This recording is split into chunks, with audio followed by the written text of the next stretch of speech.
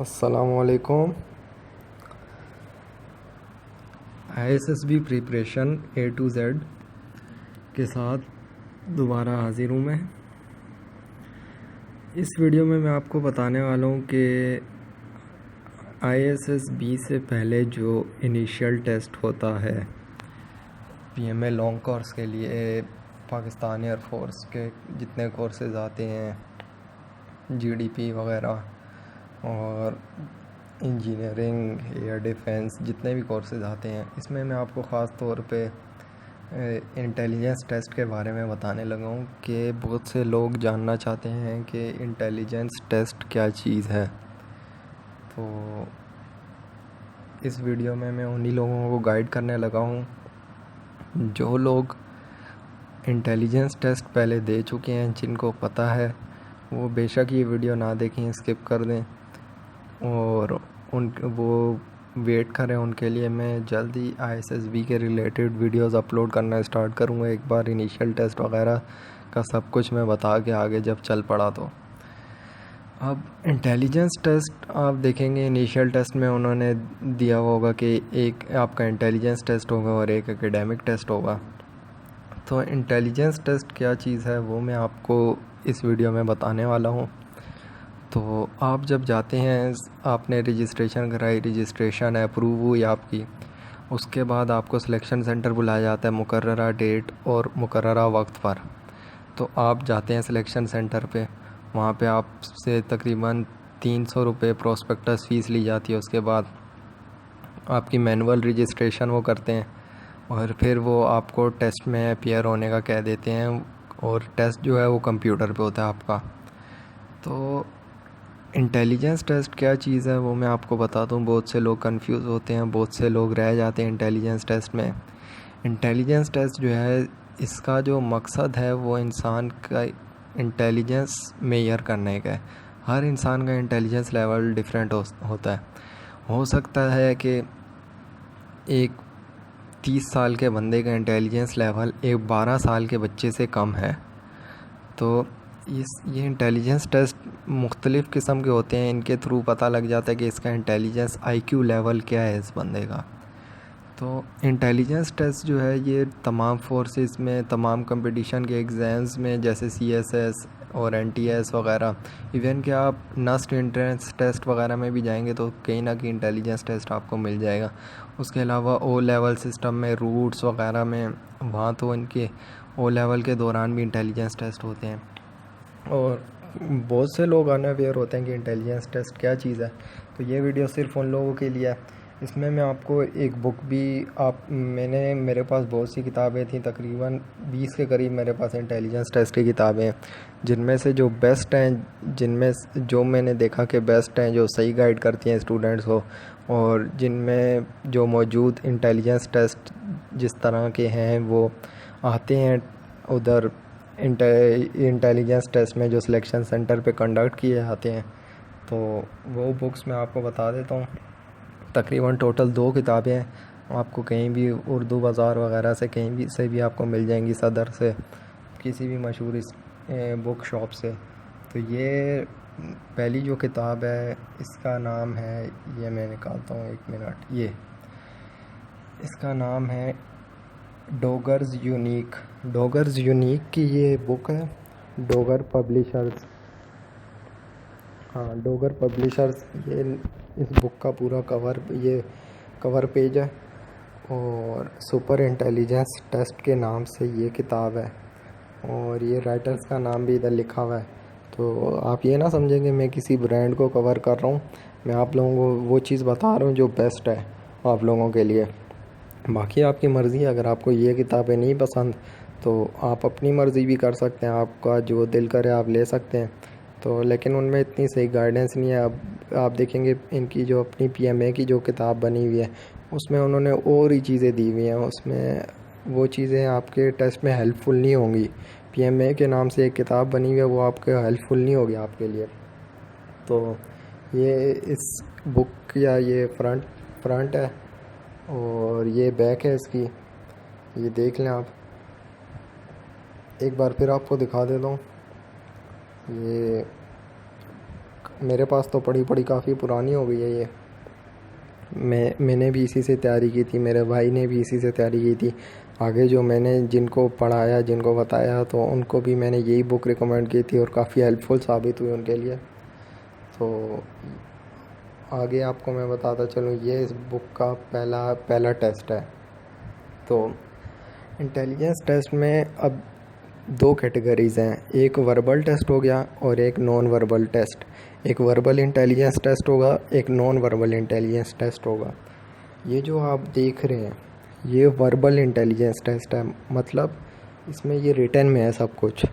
और non verbal intelligence test क्या होगा, जिसमें मुख्तलिफ़ शेप्स होंगी, उनमें से आपने निकालना होगा कि हाँ ये शेप ऐसी है, ये इसमें ये डिफरेंट है, ये है वह। तो उनमें इन दोनों चीज़ों में ये फ़र्क है। तो वर्बल इंटेलिजेंस टेस्ट जो होगा, उस टाइम जब मैंने दिया था इनिशियल टेस्ट, तब तो तकरीबन 90 MCQs आते थे इनके वर्बल के और 90 नॉन वर्बल के। अब मेरे ख्याल से 100 हो गए हैं।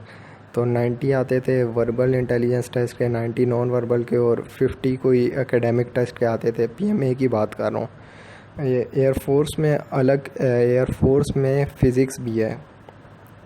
तो वो फ़िज़िक्स क्या है, फ़िज़िक्स आपकी फ़र्स्ट ईयर सेकेंड ईयर वाली है। अब वो इन्होंने लिखा होता, हाँ आपकी जो एकेडमिक्स में आपके जो सब्जेक्ट्स होते हैं, जैसे एयरफोर्स में अब कुछ ब्रांचेस में मैथमेटिक्स भी रिक्वायर्ड है और कुछ में फ़िज़िक्स भी। तो फ़िज़िक्स वही है जो आपकी फ़र्स्ट ईयर सेकेंड ईयर वाली है। तो उसमें आपके अब GDP के लिए जब आप टेस्ट देते हैं तो उसमें आपसे ये फ़िज़िक्स का टेस्ट भी लिया जाता है। और जनरल नॉलेज वगैरह तो होती है, लेकिन फ़िज़िक्स का टेस्ट भी होता है। और फ़िज़िक्स में ज़्यादातर आजकल क्या आ रहे हैं, न्यूमेरिकल्स आ रहे हैं। और न्यूमेरिकल्स कौन से हैं, स्पीड, वेलोसिटी, टाइम, इस तरह के। एक्सेलरेशन निकालो, वेलोसिटी निकालो, स्पीड का क्या फार्मूला है, वेलोसिटी का क्या फार्मूला है। तो यह आपको मैं बताता चलूँ कि आपने अगर फ़िज़िक्स की तैयारी करनी है तो आप अपनी फ़र्स्ट ईयर सेकेंड ईयर की बुक्स में से जितने भी न्यूमेरिकल्स हैं उनकी तैयारी करें, और इम्पोर्टेंट एब्रीवेशंस और उसमें से जो इम्पोर्टेंट जितनी भी डेफिनेशंस वगैरह हैं वो सारी आप याद कर लें, और वो आपका टेस्ट पास हो जाएगा। नहीं तो मुश्किल है, क्योंकि अभी फ़िज़िक्स का ये जो आ रहा है इनिशियल टेस्ट में, पाकिस्तान एयरफोर्स की बात कर रहा हूँ, आर्मी में नहीं होता फ़िज़िक्स का टेस्ट, आर्मी में एकेडमिक्स होता है, उसमें जनरल नॉलेज वगैरह होती है बस। ये पाकिस्तान एयरफोर्स की बात कर रहा हूँ, उसमें जो इंटेलिजेंस टेस्ट आ रहा है काफ़ी मुश्किल आ रहा है। क्यों, उसमें न्यूमेरिकल डाल दिए गए हैं, तो उसमें बहुत सारे बच्चे फ़ेल हो जाते हैं, लड़कियां भी अप्लाई करती हैं वो भी फ़ेल हो जाती हैं। तो आप इंटेलिजेंस की अच्छी सी तैयारी करें, और ये एकेडमिक्स की भी, फ़िज़िक्स की, न्यूमेरिकल्स वगैरह जो हैं। अब आपको आगे PMA का बताता चलूँ, क्योंकि ज़्यादातर लोग PMA में अप्लाई करते हैं। तो हाँ, वर्बल इंटेलिजेंस टेस्ट और नॉन वर्बल इंटेलिजेंस टेस्ट, ये तमाम फोर्सेस में एक ही चीज़ है, यही आते हैं। बाकी आगे एकेडमिक्स वगैरह की डिफरेंट टाइप्स आ जाती हैं। तो आपको समझाना स्टार्ट करता हूँ कि क्या चीज़ है इंटेलिजेंस टेस्ट। जैसा आप लोग ये देख रहे हैं कि एनालॉगी टेस्ट, यानी कि एक जैसी चीज़ें, अब जो चीज़ एक से दूसरे का रिलेशन शो करे, तो relationship, in this type of test some relationship is shown. तो अब देखें, ये एग्जांपल की तरफ आ जाते हैं। ये एग्जांपल आप देखें, अब होम इज़ टू मैन, ठीक है, एज नेस्ट इज़ टू, अब घर जो है वो आदमी के लिए है, तो जो नेस्ट है वो किसके लिए होता है, बर्ड के लिए होता है। तो इसमें राइट ऑप्शन जो है वो बर्ड है, क्योंकि नेस्ट में परिंदे ही रहते हैं। अब घर में आदमी रहता है तो नेस्ट में परिंदे रहते हैं, परिंदे में भी बर्ड नेस्ट में रहती है, ठीक है। तो अब इसकी एक्सरसाइज आगे दी हुई है। तो अब मैं आपको बताता चलूँ, वर्बल इंटेलिजेंस टेस्ट में भी आगे मुख्तलिफ़ किस्म के टेस्ट आते हैं जिनकी टाइप्स इन्होंने लिखी हुई हैं। तो होते ये सारे उन्हीं में इंक्लूड हैं, उन्हीं 90, अगर चलें 100, अभी तो 100 होते हैं मेरे ख़्याल से। अगर जो 100 आपके MCQs जो होंगे उनमें मुख्तलिफ़ किस्म के होंगे, वर्बल इंटेलिजेंस टेस्ट में भी और नॉन वर्बल में भी। तो उनकी ये डिफरेंट टाइप्स हैं, ये मैं आपको बता रहा हूँ। अब head is to cap, finger is to ring होगा, क्योंकि सर पे कैप रखी जाती है तो फिंगर किधर होनी चाहिए, फिंगर में क्या होता है, रिंग होती है, ठीक है। Drama is related to director as magazine is to editor. अब water is related to trade, water is related to dam as trade is to commerce. क्योंकि ये सारी चीज़ें कॉमर्स में इंक्लूड होती हैं। और argument is related to debate as fight is to quarrel. तो आप समझ रहे होंगे कि इन्होंने ये रिलेशन शो किया हुआ है एक तरह से, कि आर्गूमेंट अगर कर रहे हैं तो उसको डिबेट से शो किया हुआ है, तो फाइट को क्वेरल से, और इसी तरह। उसके अलावा आगे चलते हैं, अगला टेस्ट देखते हैं आपका। हाँ, इसी के आगे हम लोग आए तो as bird is to feather, परिंदे के पर होते हैं, तो कैट का क्या होता है, फर होता है। इतनी तो होगी आप में इंटेलिजेंस लेवल, इतना तो होगा आपका कि आप समझ सकें इस बात को। अब year is to month as week is to day. क्यों? क्योंकि अब ईयर जो है वो साल को मंथ से तशबीह दे दी गई है, तो हफ्ते को दिन से दी जाएगी, लाजमी बात है। अब फूड जो है, food is to growth, food खाने से, फूड कंज्यूम करने से ग्रोथ होती है। सो एज नॉलेज, तो नॉलेज हासिल करने से क्या होता है, विजडम, ये विजडम, अकल बढ़ती है ना। Handsome is to beautiful as he is to she. समझ रहे हैं आप बात को। अब success is related to hard work as failure is to laziness. अगर हार्ड वर्क करोगे तो सक्सेस मिलेगी, अगर लेज़ी रहोगे तो फेल होगे।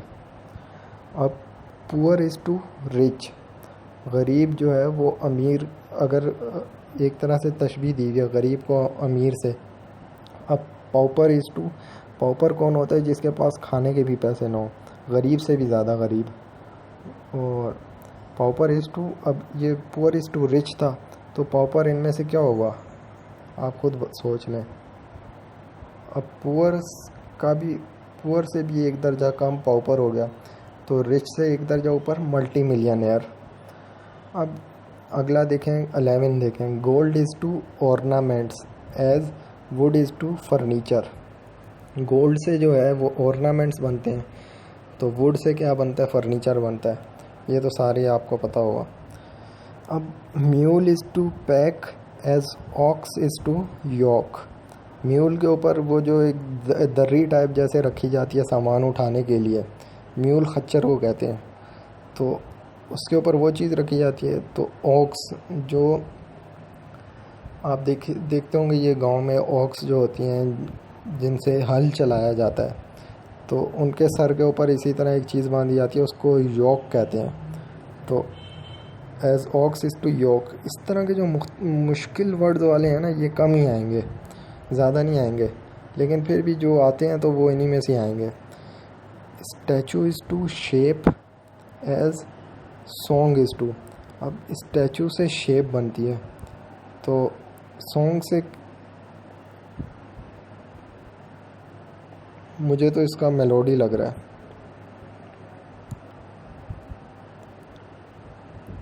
एज सॉन्ग इज़ टू, बल्कि ट्यून होगा इसका, ट्यून।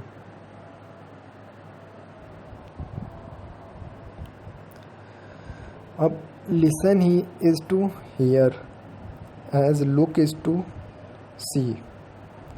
अब आपको कोई कहता है लिसन, तो आप सुनते हैं उसको, हियर आगे लिखा हुआ है। एज लुक, अगर कोई कहता है लुक, देखो, तो लुक इज़ टू सी होगा। अब अगला टेस्ट आप देख लें, इसमें एनालॉगी टेस्ट की अगली टाइप इन्होंने दी हुई है, पर्पस रिलेशनशिप। इनमें आपको 2 लफ्ज़ दिए जाएंगे और उनका आपस में रिलेशन होगा कोई ना कोई, तो आपको अगले 2 लफ्ज़ ऐसे सेलेक्ट करने हैं जिनका आपस में रिलेशन हो, जैसे उन वर्ड्स का आपस में है। जैसे इधर आप देख रहे हैं ए में ग्लव और बॉल। अब क्रिकेटर होता है वो उसने ग्लव पहना होता है तो वो बॉल कैच करता है, ठीक है, विकेट कीपर जो होता है। तो अब इसमें आपका जो होगा हुक एंड फिश, हुक से फिश कैच होती है, ग्लव से बॉल कैच होता है। ये पर्पस रिलेशनशिप कहा जाता है। कॉज एंड इफेक्ट रिलेशनशिप, यानी कि आपने ये किया और उसका ये इफेक्ट हुआ। जैसे आपने इन एग्जांपल से समझ जाना है। आगे आपने ऑप्शन खुद सेलेक्ट करना है। कंप्यूटर में आप इसके ऊपर यूँ क्लिक करोगे, वहाँ पे टिक बना आ जाएगा। तो अब रेस है, रेस आपने की तो फटीग मतलब थकोगे, लाजमी बात है। तो अब आप देख लें इधर स्मोकिंग है, स्मोकिंग करेंगे तो लाजमी बात है डिज़ीज़ आपको लगेगी। तो इसका ये करेक्ट ऑप्शन बी है और ये आपने इस तरह सेलेक्ट करना है। अब आगे आप देख लें। अब क्लास, जैसे मुख्तलिफ़ चीज़ों की एक क्लास है, जैसे कि इंसान भी एक क्लास में आता है, जानवर भी की अलग एक क्लास है, और हर्बीवोर्स, ओमनीवोर्स, कार्निवोर्स, ये सारे अलग एक क्लास है चीज़ों की। तो अब देख लें, ये इसमें आपको क्लास का रिलेशन शो करना है। तो आप देखें इसमें कि snake is to reptile, snake जो है वो रेप्टाइल है, सारों को पता है। तो काऊ, गाय जो है काऊ, काऊ क्या है, एनिमल है, जानवर है। So answer C is correct, ठीक है। अब ये देखें आप अगला, part and whole relationship. In this type of relationship two words represent the part of a bigger thing. इसमें दो लफ्ज़ जो होंगे ना वो बड़ी चीज़ का पार्ट शो करेंगे। जैसे अब लिरिक और ओड, ये जो हैं ये सॉन्ग को शो कर रहे हैं। तो इसमें आपने आगे ऐसी चीज़ सेलेक्ट करनी है जो बड़ी चीज़ का पार्ट शो कर रहे हों। अब देखें पहली एग्जांपल तो होने से रही, क्योंकि स्काई और अर्थ बड़ी चीज़ है, तो ये नहीं हो सकता। बॉम्ब एंड साइंस भी बड़ी चीज़ है। रेडियो एंड क्लॉक, ये भी बड़ी, ये अलग अलग कैटेगरी हो गई। हेड एंड लेग्स, ये करेक्ट ऑप्शन है। क्यों? क्योंकि ये हेड और लेग्स ये जो हैं ये ह्यूमन बॉडी को शो कर रहे हैं कि ह्यूमन बॉडी में हेड और लेग्स होते हैं, जैसे सॉन्ग में लिरिक और ओड होते हैं। अब आपको बताता चलूँ, अगला टेस्ट जो है सीक्वेंस रिलेशनशिप। इसमें आपको सीक्वेंस शो करना है। जैसे स्प्रिंग इज़ टू समर, ठीक है।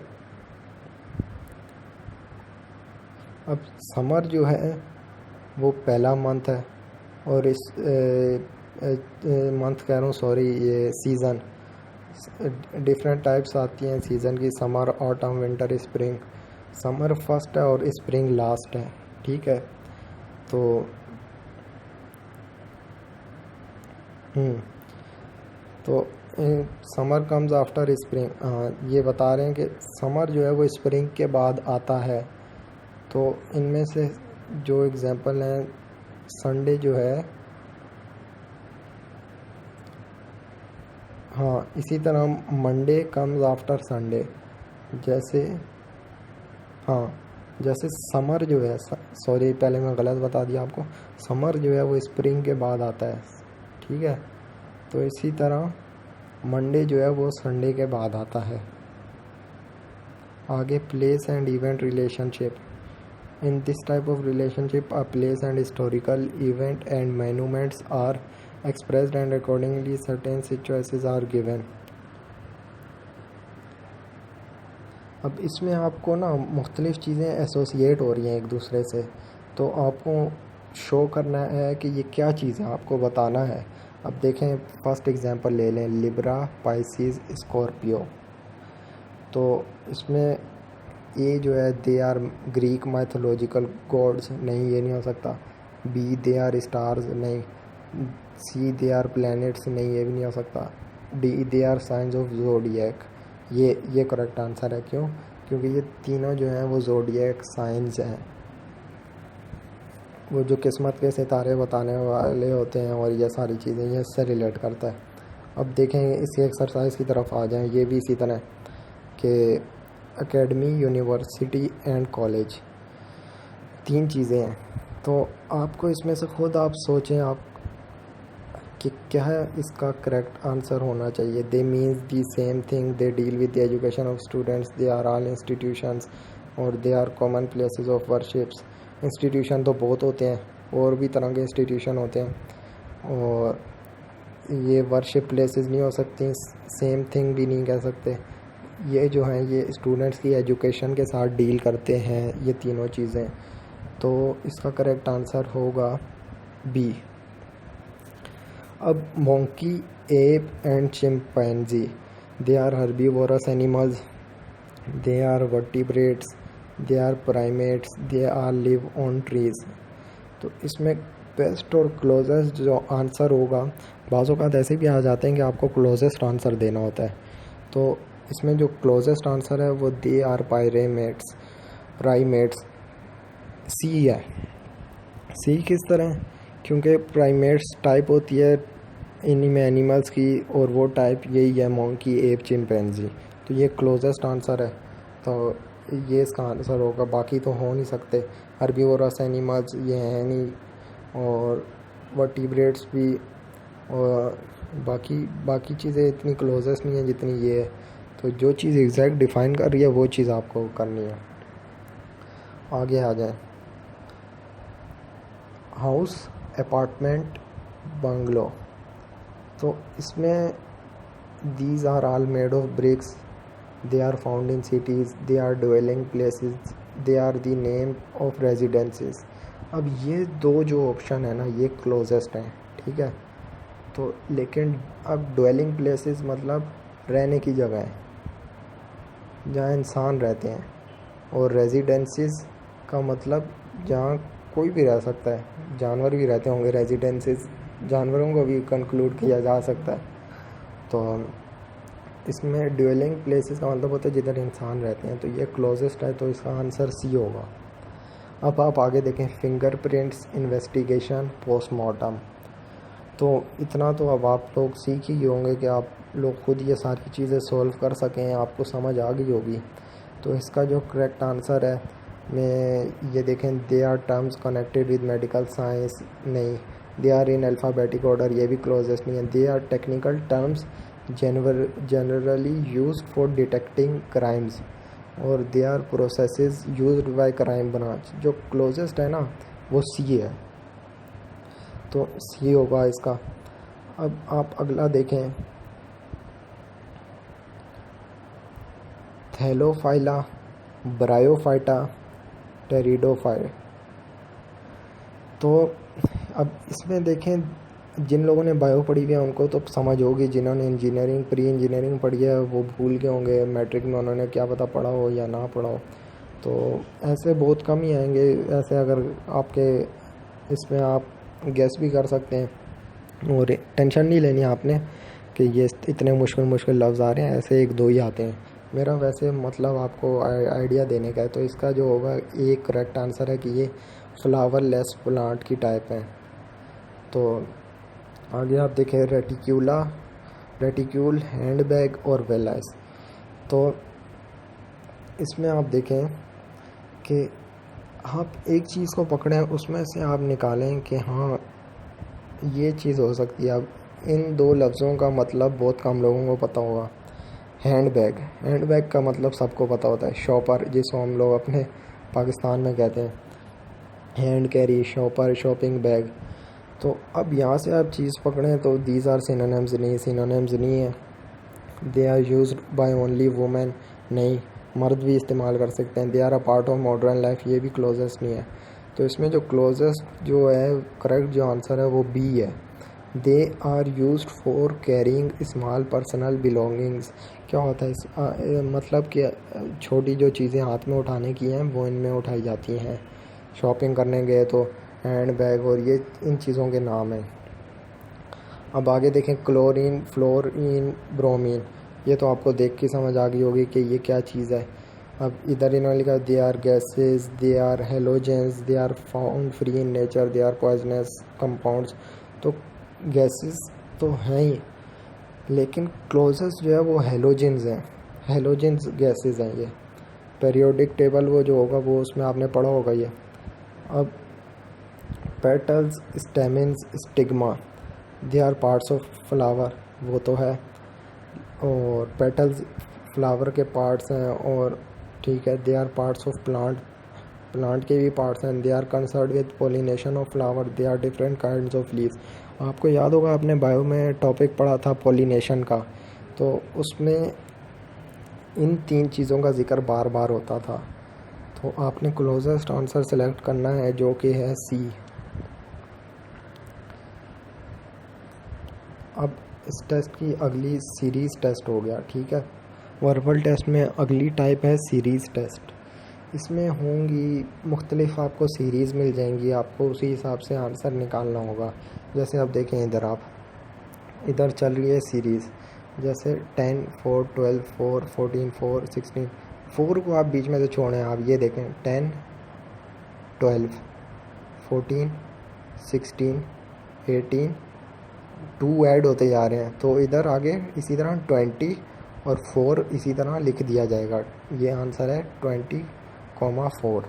ठीक है, उम्मीद करता हूँ समझ आ गई होगी आपको। इतना तो कोई भी डम नहीं होता। अब आगे आप देखें DEF, FGH, HIJ, यानी बीच में एक एक वर्ड स्किप होता जा रहा है, एक एक वर्ड का गैप है। तो HIJ, JKL, LMN, M नहीं आएगा तो हम N लिखेंगे, फिर N के बाद एक लफ्ज़ स्किप करके P, तो N और P करेक्ट आंसर हैं। अब आप आगे देखें, अगले क्वेश्चन में इन्होंने लिखा हुआ है 2, 7, 14, 23, 34, 47, 62। अब ये इन्होंने लिखा हुआ है कि ये सीरीज़ है, इसमें कंसेक्यूटिव नंबर बढ़ता जा रहा है विद द डिफरेंस ऑफ 2। ठीक है, हाँ ठीक है, समझ आ गया। अब देखें 2 में 5 ऐड किया तो 7 आया, ठीक है। 2 में 5 ऐड किया तो 7 आया, तो आगे 7 में 7 ऐड किया तो 14 आया।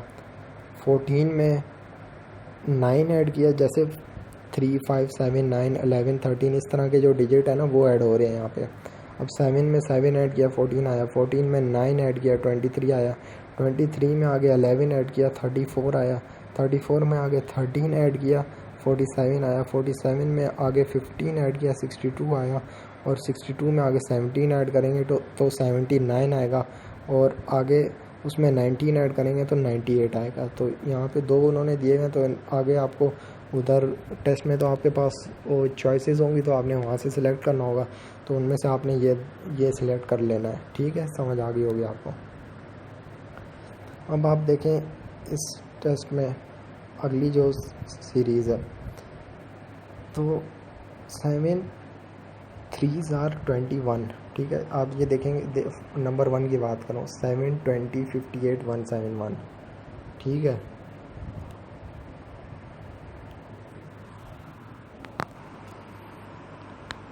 अब आप ये देखें 7, 20, 58, 171। एक सेकंड में देख लूँ, ये मैं देख रहा था वीडियो रिकॉर्डिंग हो रही है कि नहीं हो रही। अब आप देखें 7, 20, 58, 171, तो ये सीरीज़ चल रही है। अब सीरीज़ किस तरह की है ये कि 7 3s are 21 होता है, 1 माइनस करके इधर 20 लिख दिया। अब 23s are 60 होता है, इसमें -2 करके 58 लिख दिया। और इसी तरह 58 3s are, तो अब 58 3s are क्या होगा, 174 होगा, तो उसमें से 3 माइनस करके इधर 171 लिख दिया है। अब 171 को 3 पे मल्टीप्लाई करें, तो अब उसमें से 4 माइनस कर दें। 171 को आप 3 से मल्टीप्लाई करें और 4 माइनस कर दें, तो आपका आंसर आ जाएगा 509। ये आपका करेक्ट आंसर है। अब इसी तरह अगली सीरीज़ आप देखें AB, इन 2 लफ्ज़ों में कोई गैप नहीं है, आगे C हो गया। तो सी को स्किप कर दिया गया, एक वर्ड का गैप आ गया है, ठीक है। आगे डी ई एफ, आगे 2 वर्ड्स स्किप कर दिए गए हैं, आगे जी आ गया है। तो इसी तरह आगे जब 3 वर्ड स्किप किए जाएंगे, जी एच आई जे, ये स्किप हो गए तो के आंसर आ जाएगा आपका। अब अगली आप देख लें ए ई आई। अब आप देख लें इनमें कितना गैप है वर्ड्स में, ए और ई में कितना गैप है। A B C D E 4 words का गैप है।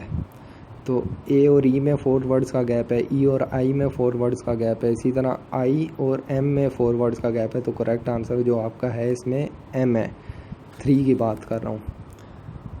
अब 4 की तरफ आ जाएं। 4 में आप देख रहे हैं 2, 5, 19 और 37। अब देखें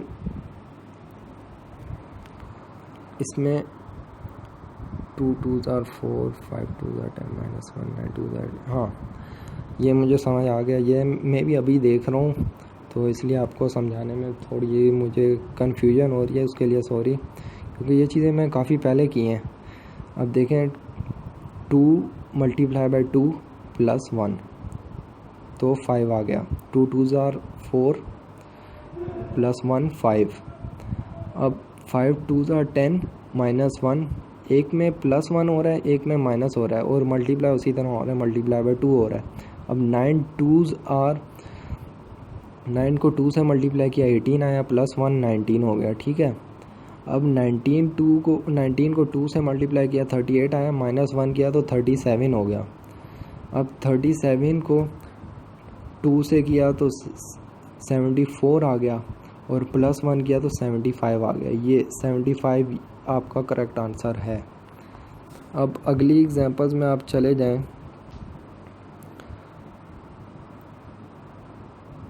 3 5, हाँ अब इसमें देखें कि एक तरह से एक में 3 का टेबल चल रहा है, एक में 5 का चल रहा है। आप थोड़ा सा ध्यान देंगे आप कर लेंगे, ज़्यादा मुश्किल नहीं है। देखें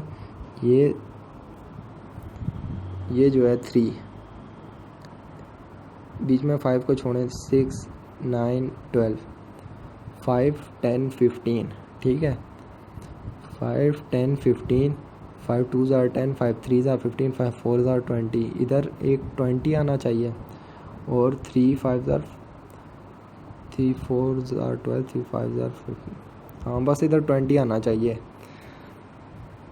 तो अब आप समझ गए होंगे कि क्योंकि आगे 12 इधर है, इधर 15 है, तो इधर 20 आना चाहिए। अब इसी तरह अगली आप एग्जांपल देख लें 58 47। अस्सलाम वालेकुम।